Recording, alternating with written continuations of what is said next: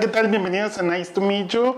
Pues estamos iniciando el mes, pues ya 4 de abril. Acaba de pasar 2 de abril, que es el Día Mundial de la Concientización de TEA, que es trastorno de espectro autista. Y hoy estamos con Carla Fragoso y con Walter González, doctora. Y es un testimonio de un chico con el trastorno de Asperger. No sé si lo diga bien. Síndrome de Asperger sería. Síndrome de Asperger. Sí. Que también ahí hay como un poquito de confusión al respecto, porque luego dicen que si es lo mismo, no es lo mismo. Doctora, Walter, ¿tú qué información tienen? ¿Sí son la misma cosa o son cosas diferentes? Pues el síndrome de Asperger y el autismo no son lo mismo. Una persona que tiene síndrome de Asperger no debe ser considerada autista porque no lo es. El síndrome de Asperger entra dentro de los trastornos del espectro autista, ya que posee los mismos síntomas, Ok. pero en menor grado. Ok. ¿Y el autismo como tal, cómo lo podríamos identificar o valorar? Vamos a determinar primero que el autismo es un trastorno del neurodesarrollo y que, como bien dice Walter, los trastornos del espectro autista tienen una variante, por eso la palabra espectro. Entonces, este espectro se refiere a la variedad, vamos a llamarlo así, de la situación que presenta cada una de las personas que tienen este diagnóstico. Siempre se hace referencia a este espectro por las variantes de tonalidades, ¿no? Y entonces esto hace las diferencias entre cada uno de ellos. Ahora bien, ¿cómo podemos diagnosticar esto? Pues bueno, hay algunas alertas diagnósticas que muchos papás podemos ubicar en nuestros hijos, como pudiera ser la falta de contacto visual, como ahorita cuando nos estamos viendo, que no responden a su nombre cuando son pequeñitos, algunos de ellos tienen algunos movimientos estereotipados, como mover las manitas, ¿no? O como brincar mucho, como aletear, algunos movimientos con los deditos. En muchos de ellos hay una ausencia, un retraso o una alteración en el lenguaje. Esto quiere decir que algunos pequeñitos con TEA no tienen lenguaje verbal, otros pequeñitos sí lo tienen, o algunos de ellos tienen un lenguaje peculiar, como pudiera ser la ecolalia, por ejemplo. Que la ecolalia es la repetición de lo que decimos.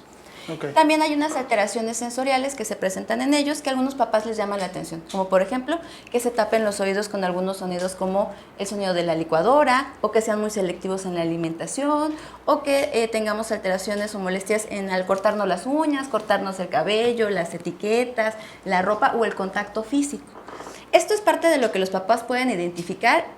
Sin embargo, las personas adecuadas para hacer este diagnóstico son los neuropediatras o los psiquiatras, los especialistas que realmente debemos acudir para poder hacer toda una valoración médica y determinar un diagnóstico, y con ello poder empezar el tratamiento adecuado.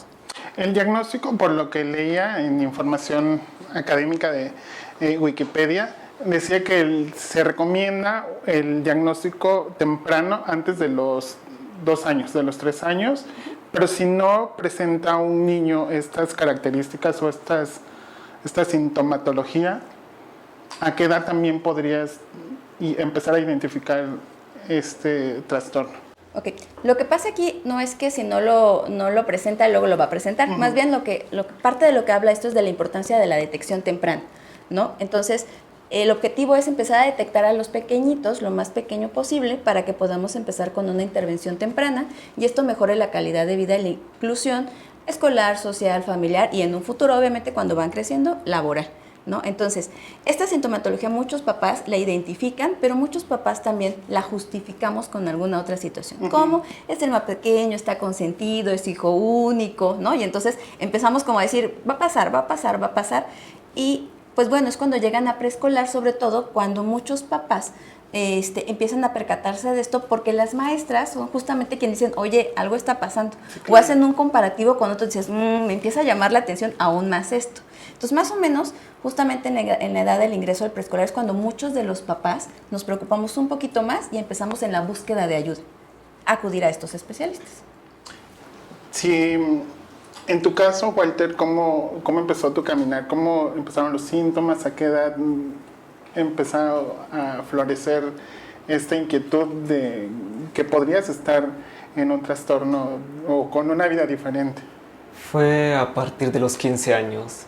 En mi caso fue un diagnóstico tardío. Me empecé a dar de cuenta de los síntomas precisamente cuando descubrí de la existencia del síndrome de Asperger. Empecé a relacionar algunos síntomas con mi conducta y luego empecé a investigar, empecé a informarme a mí mismo y decidí por iniciativa propia ir con un especialista para que me hiciera un diagnóstico apropiado. Y ya a los 16 años se me hizo formalmente el diagnóstico de síndrome de Asperger. En tu caso, tu infancia, ¿cómo fue? ¿Cómo recuerdas tu infancia? ¿Normal? ¿O sí, ahora que tienes como más conciencia de que en algún momento pudiste haber sido el niño diferente o el niño bulleado en clases? ¿Sucedió eso en tu caso? Sucedió mucho en primaria, más en secundaria. En primaria no hubo tantos problemas, pero en secundaria sí la inclusión social era muy complicada. Se me excluía demasiado de los distintos grupos y sí, sufrí mucho de bullying por parte de varios de mis compañeros. En este caso, doctora, que era como mi duda principal, así yo como padre empiezo como a justificar ciertas conductas o realmente no se presentan en la adolescencia, que es una etapa difícil para cualquier persona. ¿Cómo entrar ahí al rescate o en ayuda? Ok, es que tenemos que aclarar que esta situación no es que le haya dado en la adolescencia, Sí, ¿no? O sea, esta situación ya la teníamos, sin embargo, empieza a ser más consciente, ¿no? En estas etapas que le estoy diciendo. Ahora bien, obviamente si nosotros tenemos una detección temprana, tenemos una intervención temprana y tenemos un mejor resultado en la calidad de vida. Pero en los casos en los que el diagnóstico tiende a ser tardío, obviamente nos enfrentamos a mayores retos, no solo en la cuestión del tratamiento, sino en la cuestión también de integración social o familiar, ¿no? O escolar.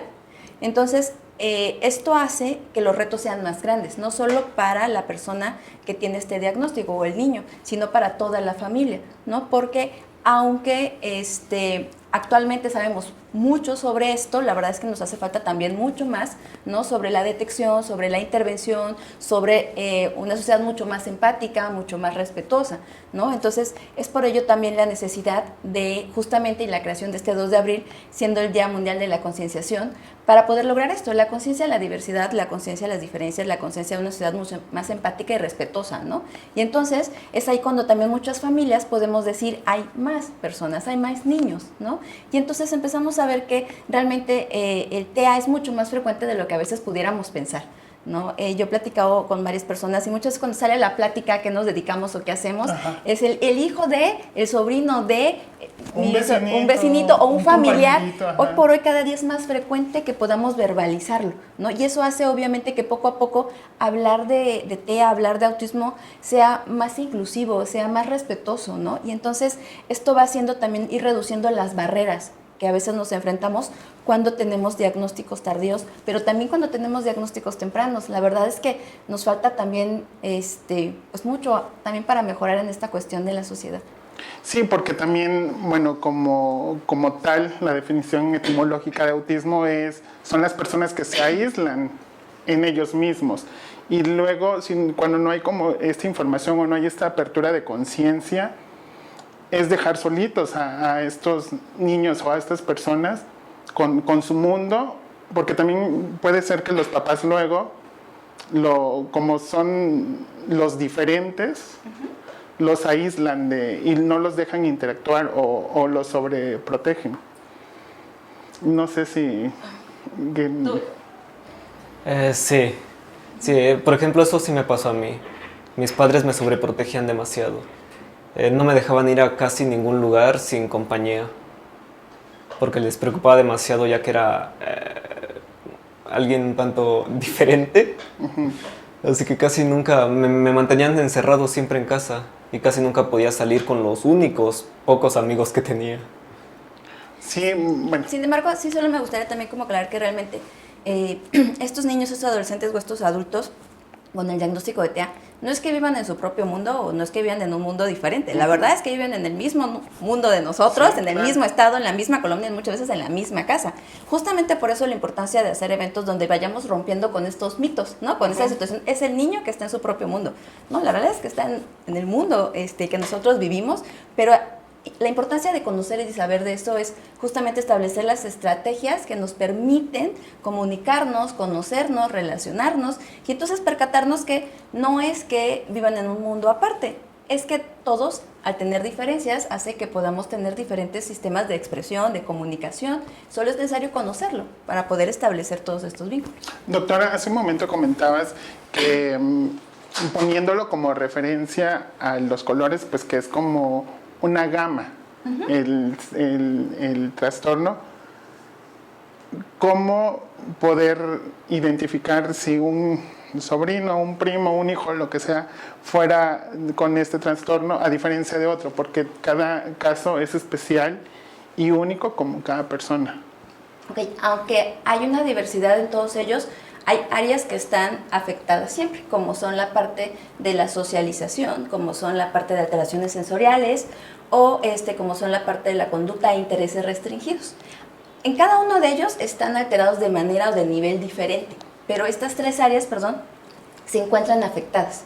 Entonces, para que pueda hacer un TEA, tiene que tener estas afectaciones, aunque estén afectadas de nivel diferente. Entonces, volvemos a lo mismo, algunas alertas son las que ya hemos comentado, pero básicamente, y el objetivo es que acudamos con los especialistas para que puedan hacer un diagnóstico certero, eficiente y eficaz. Y entonces con esto poder ayudar a las familias a que sepan qué tienen, pero también para saber cómo poderlos apoyar. Además de esta sintomatología, ¿qué otros estudios deben de hacerse? ¿Estudios neurológicos, estudios de sangre o qué tipo de estudios? Ok, hay estudios que los especialistas como neurólogo o psiquiatra solicitan, pero es para poder evaluar si existe una comorbilidad, es decir, si existe algo más aparte del TEA, ¿no? Como el caso de epilepsia, por ejemplo, ¿no? Hay estudios que nos solicitan cuando empezamos un tratamiento farmacéutico para poder llevar un control en esta cuestión, pero no es que realmente el autismo salga en un examen de sangre como positivo o negativo, sí, ¿no? O sea, eso no pasa en el TEA. Estos exámenes médicos son para evaluar cómo está digiriendo justamente los medicamentos del cuerpo de nuestro paciente, y la parte, los estudios neurológicos que solicitan es para evaluar algunas de las comorbilidades que nuestros pequeñitos a veces presentan. Cuando ya eres un paciente que empiezas con tratamiento, ¿cuáles podrían ser las...? El tratamiento es para evitar que progrese el trastorno. ¿Sí o no? Ok, el TEA no es un trastorno degenerativo, o sea, no significa que conforme van avanzando se van volviendo peor, ¿no? Realmente el tratamiento es para mejorar las habilidades de cada uno de estos pequeñitos. Ahora, esta parte, igual Walter nos quiere ayudar, porque quizás el cómo mejoramos con los tratamientos, esta parte creo que sí nos puede comentar Walter, de quizás cómo se ha sentido él con el tratamiento tanto farmacológico como terapéutico, ¿no? Y en la cuestión de cómo ha mejorado o cómo se ha sentido. Pues, como yo recibí un tratamiento tardío, sí tenía ya desarrollados varios problemas. Entre ellos, por ejemplo, desarrollé un déficit de atención, déficit de memoria, déficit de concentración. También tengo agorafobia, me dan pánico las multitudes. Okay. Me causan una fuerte ansiedad. Tuve que tomar varios tipos de tratamientos. Voy con una psicóloga particular, aparte voy con la neuróloga del DIF, voy también con la pedopsiquiatra. También estoy tomando medicamentos para ayudarme con mis déficits. Sí ha habido una mejoría, pero es un proceso algo lento, muy lento. Han habido cambios muy notables en mi actitud. Por ejemplo, antes me enojaba con mucha facilidad, ahora ya me mantengo más en calma. Ok, ahorita que comentabas esto de como los cambios de humor, hace como un año, creo, más o menos, vi la serie Atypical. Y yo creo que, ahí fue como también que empezó como mi despertar de inquietud, de querer saber acerca más de todo este mundo, de este trastorno, porque pues ahora sí que uno de los protagonistas pues llevaba una vida normal pero también lo muestran crudo de cómo en la escuela era bulleado, cómo que a pesar de que tenía un círculo que sabía de su enfermedad, bueno, es que no es enfermedad, de su condición, aún así seguía siendo señalado y seguía, no que lo trataran de una manera especial, pero no había inclusión como tal dentro de su círculo cercano. ¿Cómo se podría lograr esta conciencia? Bueno, es personal, pero ¿cómo sí podríamos empezar a tener este despertar de conciencia? Mira, creo que dijiste algo muy importante, que es esta cuestión de aceptación de las diferencias. Y la verdad es que no solo es en cuestión de TEA, es en la cuestión de diferentes circunstancias, en cuestión de a veces lo cruel que somos como sociedad ante las diferencias de la cultura, del físico, del color, ¿no? Estas características a las que la sociedad le damos tanto valor y a veces remarcamos la importancia de la persona en esto. La realidad es que las personas son más allá de un diagnóstico, son más allá de una etiqueta, ¿no? Entonces, creo que parte fundamental de cómo poder empezar a romper estas barreras es justamente la educación que damos en casita, ¿no? Es como cada papá hace mención al pequeñito hacia el respeto, hacia estas diferencias. Pero también creo que tendríamos que empezar, pues bueno, contestándonos qué haríamos nosotros si ese pequeñito fuera nuestro pequeñito, ¿no? ¿Qué haríamos nosotros si ese niño o esa niña fuera nuestro hijo? Entonces, quizás cuando empezáramos a ponernos y a empezar a contestar a esta pregunta, entonces quizás empezaríamos a dejar de hacer muchas cosas que todavía hacemos y quizás empezaríamos a formar una sociedad mucho más inclusiva, mucho más respetuosa, mucho más empática, ¿no? Porque a veces pareciera que como no es el tuyo o como no te toca, pues pareciera no ser importante. Pero recordemos que pues pudiera ser un familiar, pudiera ser un amigo, pudiera ser el hijo de un familiar. Y entonces quizás si pensamos qué pasaría si él fuera el mío, entonces creo que podríamos empezar a hacer una modificación de nuestra manera de percibir a la sociedad. Sí, digo, es que sí es bien, bien importante lo que tú mencionas, es de ponerte en el lugar del otro, porque si no hasta que no lo tienes cerca, hasta que no lo vives, no puedes empezar a hacer, pues, tristemente la conciencia, porque lo vemos como casos aislados de, pues seguramente fue que esa es otra pregunta, que puede ser hereditario o cómo podría prevenir, aunque no hay como tal, cómo podríamos prevenir este tipo de situaciones. Ok, es que no es una situación que podamos prevenir porque no es una enfermedad, ¿no? Como tal. O sea, y no es una situación que podamos evitar porque no hay como tal una situación en la que tengamos o le haya dado, o se haya enfermado, o se haya contagiado. No sucede así, ¿no? Y en la cuestión genética, la realidad es que hay una gama de teorías del por qué está ocasionándose este TEA, ¿no? Y teorías multifactoriales donde involucran a diferentes situaciones, como pudiera ser también la parte genética. Sin embargo, aún no tenemos establecido, ¿no?, cuál es esta línea genética en la que pudiera estar pasando. Por lo que te digo que, por ejemplo, nosotros tenemos familias que tienen gemelitos, que los dos niños tienen TEA, pero también tenemos gemelitos que solo uno de ellos tiene TEA. Tenemos familias en que los primos de esa generación están teniendo TEA, pero también tenemos familias que es el primer caso en toda la familia, ¿no? Entonces realmente no hay una situación como que diga que si mi hija tiene TEA, el hijo de mi hermano va a tener TEA, ¿no? O mi otro hijo va a tener TEA, ¿no? O sea, realmente no hay una regla establecida como tal. Okay. Y también, y sí me gustaría marcar, el autismo no es contagioso, de verdad. O sea, esta situación como de prevenir lo que no se contagia no sucede, ¿no? Y creo que eso es importante ir rompiendo estas ideas, porque finalmente cuando este pequeñito llega a una escuela, ¿no?, muchas mamás quizás con la información incorrecta, ¿no?, en vez de fomentar la inclusión, en vez de fomentar la aceptación y la integración, fomentamos más bien el de aléjate, ¿no? Y no es esto no pasa así, ¿no? Y volvemos a lo mismo, ¿no? ¿Qué pasaría si él fuera el nuestro? ¿No? Yo creo que habría una modificación de todo, ¿no? O sea, de teorías, de aceptación, de respeto. Sí, claro. Y sí es importante lo que menciona, doctora, porque al menos que el académico, por ejemplo, hablando en una escuela, que un académico o alguien que pueda servir como de soporte o de guía, para que en algún momento pueda intervenir en alguna situación, por ejemplo, de bullying, o sea, para evitar el ser señalado o porque no va al mismo ritmo que los demás compañeros, entre como contención. Yo creo que eso sí es importante, poderlo hablar en las escuelas. Justamente por ello la importancia de congresos como el que acaba de pasar, donde obviamente el objetivo es informar, es conocer, es concientizar.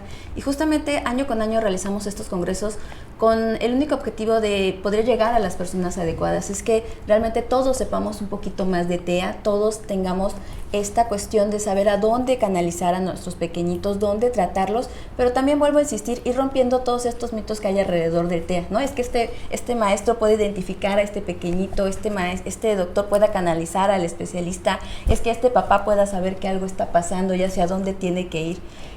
Estos congresos y estos eventos donde el único objetivo es poder informar, la verdad es que son un éxito porque cada día estamos haciendo que más personas hablen de TEA, que más personas puedan ubicarlo, identificarlo, canalizarlo, tratarlo. Y entonces con ello estamos mejorando la calidad de vida de familias enteras en el estado. Y por ello la importancia de replicar estos eventos, y no solo el 2 de abril, sino hablar de TEA los 365 días del año, porque finalmente la lucha de una ciudad mucho más empática es los 365 días del año.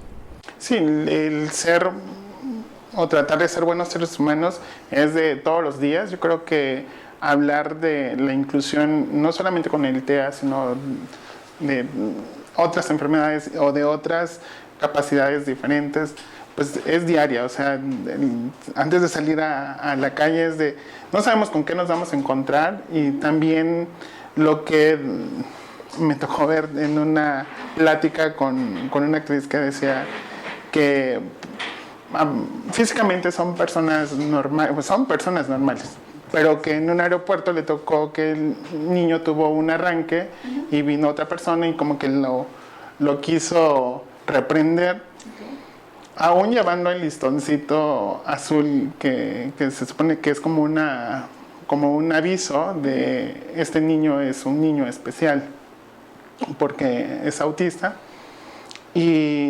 Y eso, o sea, no sabes cuál es la realidad de la persona que viene o del niño, y tú encima todavía vienes a querer corregirlo cuando no sabes qué es lo que está pasando alrededor. Cuando yo vi la entrevista fue así de, sí, nos falta mucho como sociedad el poder ser incluyentes en todos los sentidos.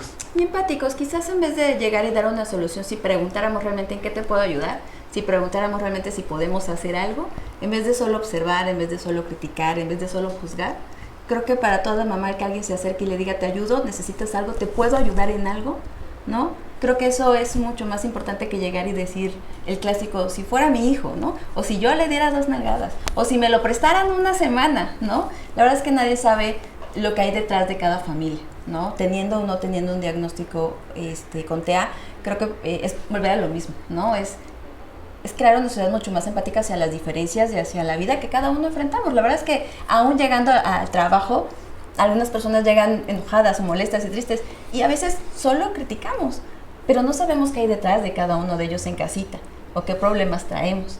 Y entonces quizás si nos preguntáramos y solo dijéramos una palabra como, ¿hay algo en que pueda ayudar? En vez de criticar. Entonces creo que empezaríamos a abrir puertas.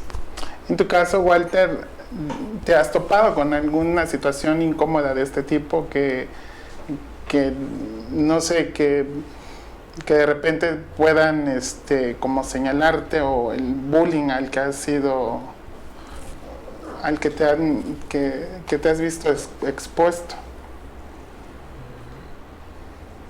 ¿Cómo? O de gente extraña que venga, y lo que mencionabas que en la secundaria de repente sí tenías como algún tipo de agresión o algo. Sí, bueno, cuando sufría, digamos, de bullying, en algunos casos tengo que decirlo, era accidental, porque participábamos en juegos y a veces esos juegos llegaban a pasarse un poquito al punto de llegar a avergonzar a alguien. Pero sí, en lo que se refiere a bullying intencional, no diría como tal que sufrí mucho. Realmente aprendí a vivir con ello. Okay. aprendí a soportarlo y a ignorarlo, a ser indiferente a aquellas personas que solían hacerme bullying. No los trataba como a compañeros, pero tampoco los trataba mal, ni los menospreciaba. Simplemente me eran indiferentes. Estaban ahí, pero nunca los tomaba en cuenta para nada.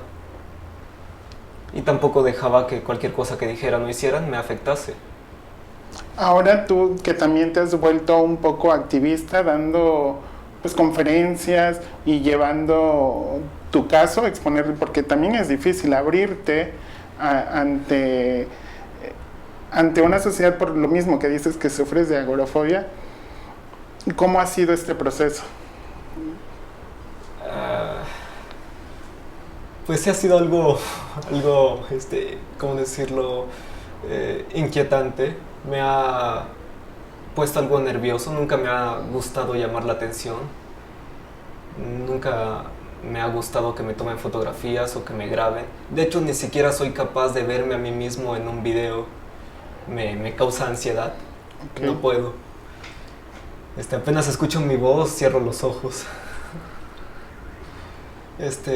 Pero lo he estado llevando bien. He recibido mucho apoyo de mi familia, también de mis amigos, de los más cercanos y de los que no lo son tanto.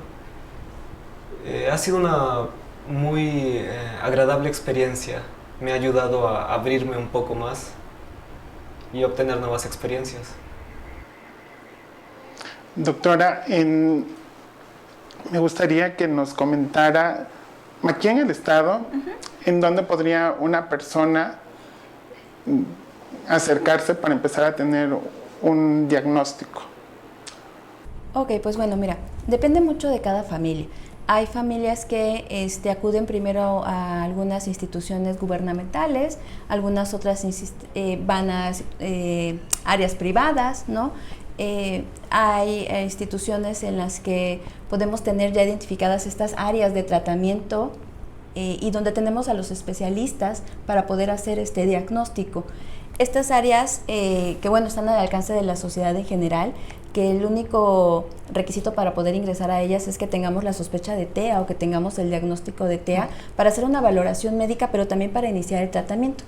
En estas áreas, actualmente en el estado, tenemos 10 áreas de TEA que ofrecen un tratamiento y que fueron creadas justamente para que las familias de otros municipios no tengan que venir a la capital, sino tengan lo más cercano posible un centro que los pueda apoyar, ¿no? Por ejemplo, las familias de Ocosingo, de Tapachula, de Palenque. El objetivo de crear estas áreas es que estas familias tengan un tratamiento más cercano a ellos, que no sean tantas horas de viaje, que la diferencia entre días de atención no sea cada mes o cada 15 días, sino que puedan asistir a sus terapias de una manera mucho más frecuente, ¿no? Entonces, en caso de estas personas que pudieran tener la necesidad de evaluar a su pequeñito por la sospecha o por ya un diagnóstico formal, pudieran quizás comunicarse al 61-70020, extensión 55-127.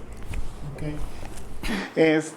Sí, ¿qué tipo de terapias lleva un paciente ya diagnosticado, por ejemplo, desde niño? Terapias de lenguaje, terapias psicomotrices. Ok, el tratamiento depende de cada pequeñito. Nosotros aquí tenemos evaluaciones, primero pasan por un médico general, pasan por un trabajador social, porque hace toda una evaluación de estudio socioeconómico para poder determinar las cotas de recuperación que cada familia va a poder pues cubrir, ¿no? Entonces después van a ser evaluados por un paidopsiquiatra, por una neuróloga pediatra y por un médico rehabilitador. Cada uno de ellos va a evaluar, va a determinar el tipo de tratamiento que su niño o que este pequeñito necesita y entonces va a canalizar a las áreas, como por ejemplo psicología, terapia de lenguaje, terapia ocupacional, terapia física, hidroterapia, luminoterapia, el área de TEA y el tratamiento farmacológico en caso de que el niño lo necesite. Estas áreas de intervención terapéuticas están determinadas por la necesidad que tiene cada pequeñito. Es decir, algunos pequeñitos pasan a todas estas áreas, algunos solo pasarán a 3, algunos solo pasarán a 4 y dependerá del avance del niño cómo vamos avanzando a estas áreas. Algunas áreas se van quitando porque vamos logrando los objetivos terapéuticos o se van ingresando nuevas áreas, ¿no? Todo depende del avance y de la necesidad de cada pequeñito. también en este tipo de, pues ya de acompañamiento se necesita de una persona que bueno, en general es la mamá, pero en caso que no esté, una persona que sí está al pendiente de que, por ejemplo, el niño vaya teniendo todo su desarrollo en las demás actividades de la vida normal. Bueno, parte fundamental de estas áreas de terapia es que las mamás, los papás, los abuelitos, las personas que vienen con estos pequeñitos ingresan a las áreas de terapia para que ellos puedan aprender a cómo podernos ayudar en casita, de tal manera que los días que no vienen a terapia, ellos lo puedan trabajar en casita. De tal manera que, por ejemplo, ahorita que hubo la pandemia, estas familias sabían cómo podían apoyar a su niño en casa y entonces fue más fácil poder llevar un tratamiento a larga distancia. Este acompañamiento tiene que ser fundamental y es fundamental en el tratamiento de estos niños que la familia sepa qué hacer, qué no hacer y cuándo hacer. Y entonces estamos hablando de un tratamiento realmente integral. Ok, ya en esa parte ya de integración social, Walter, a ti, ¿qué tan difícil está siendo o qué tan fácil o llevadero te lo está haciendo hacer tu círculo de contención? Es difícil, es muy difícil.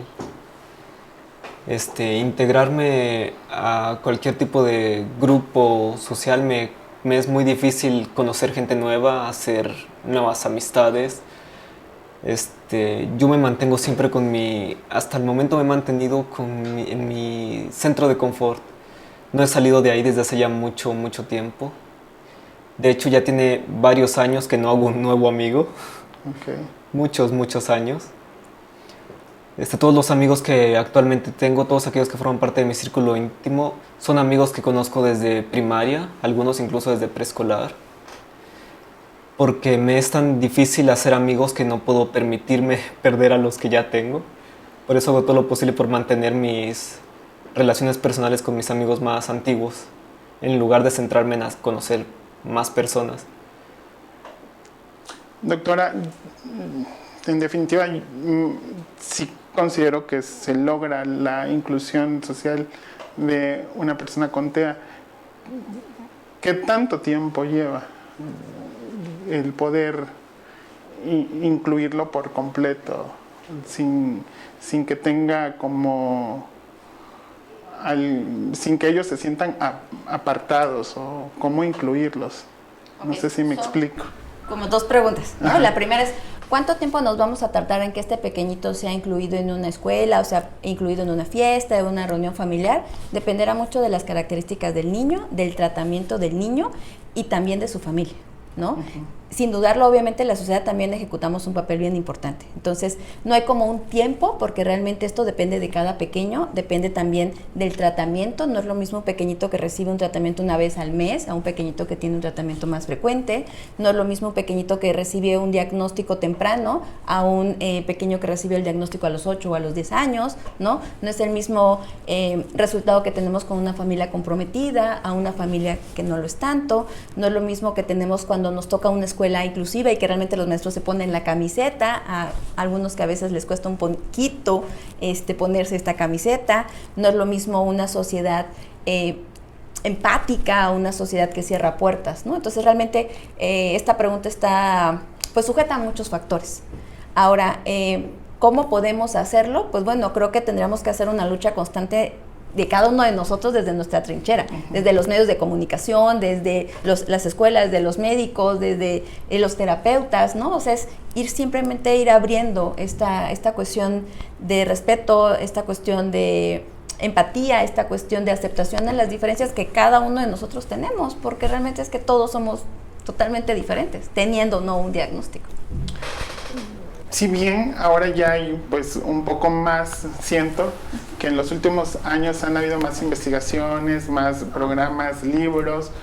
¿Tú qué nos recomiendas? Por ejemplo, desde mi perspectiva, pues no tengo un caso tan cercano, pero algo que pudiera leer o ver, escuchar, para empezar a empaparme y poder tener esta apertura.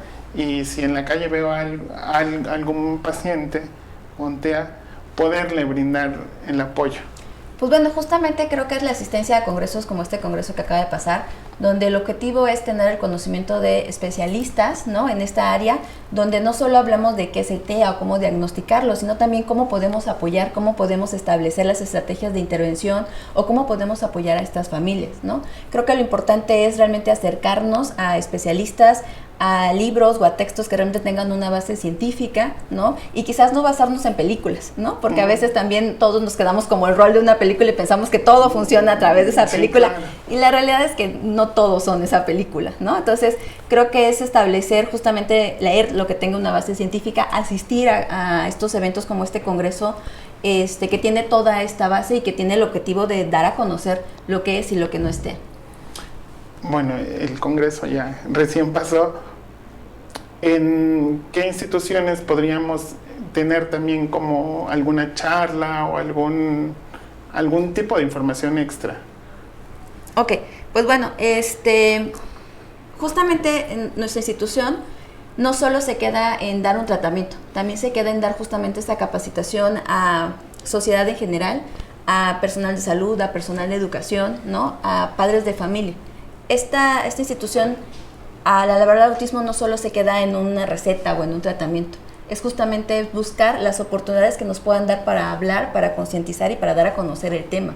Entonces, si como padres de familia necesitamos que le demos una clase o una plática en un salón de clases, lo podemos hacer. Si un grupo de maestros quiere saber más sobre cómo diagnosticarlo, qué hacer, lo podemos hacer.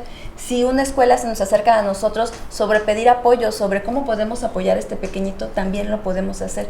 El objetivo de estas áreas es justamente hacer un tratamiento no solo con el pequeñito, sino con todo su círculo, que tiene que ver escuela, familia y sociedad.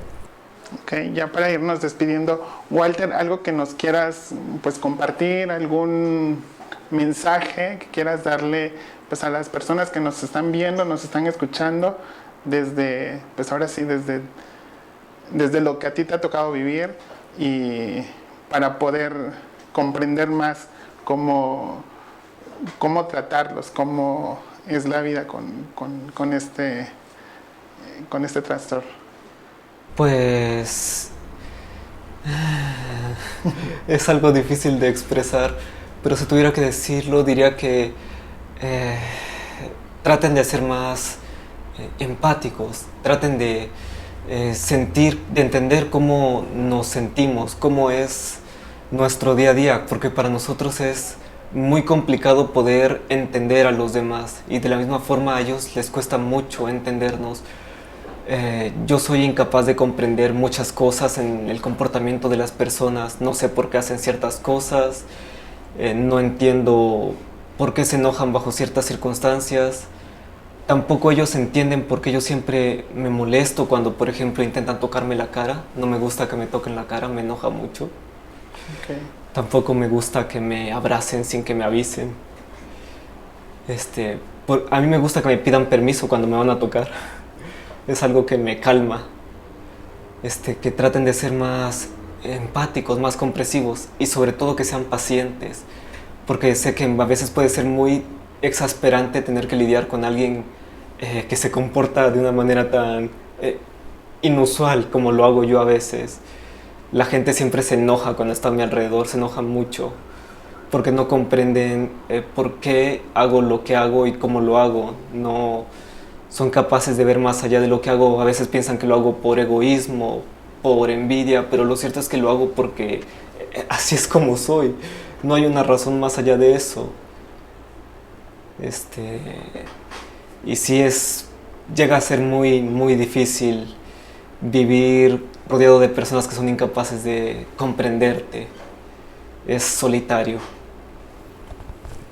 Pues muchas gracias por abrir la conversación y abrir pues estas cosas que están dentro de ti, y que si no las sabemos pues no podemos lidiar con eso, ¿no? O sea, no podríamos darte tu lugar ni tu respeto y el espacio que necesitas.